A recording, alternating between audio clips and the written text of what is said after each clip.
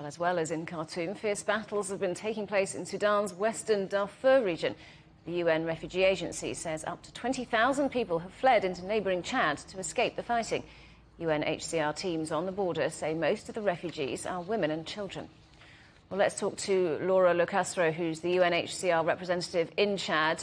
Good to see you, Laura. Thank you for joining us. So you're there in Chad, where people fleeing Sudan are arriving in their thousands. What's the situation like at the border?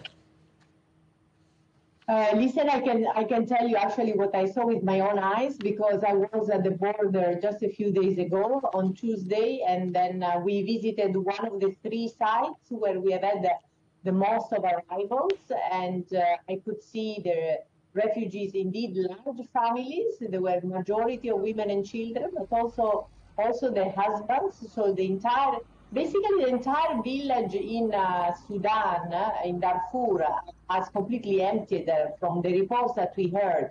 And the majority of the people have moved to Chad.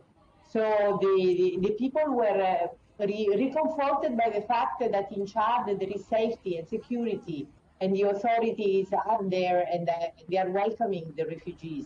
However, they just settled a few kilometers away from the border in villages, in three poor villages where there is basically no services available, not even for the Chadian populations, because these are very small villages close to the border. So there is no access to water, there is no access to sanitation, to education, to health. So the families have been basically selecting a tree per family, large families. They brought with them some belongings, whatever they could bring and carry with them, even sometimes a bed and some blankets, and that's all. So they are trying to use the last bit of resources in terms of food, but they were complaining about the lack of potable water, because indeed the water, there is no water wells, and then also the fact of the shelters, because they are basically sleeping under the sky, in the sky. And for the moment it's hot, but very nasty as well, and this can provoke a lot of diseases.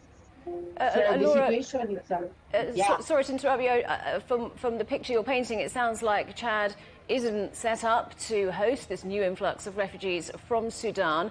Are we looking at a potential refugee crisis on this border? Okay, Chad, we cannot probably really say they're not set up. I mean, at the border, of course, like many other countries, they don't have the adequate facilities, and that's why we work very closely with them.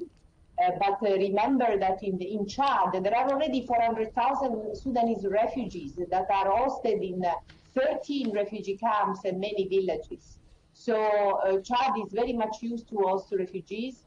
The only thing is that, of course, for the moment, the refugees don't want to move from close to the border. It's like if some of them have still the hope that the situation will calm down and will be able to rejoin their land, their houses that they left behind.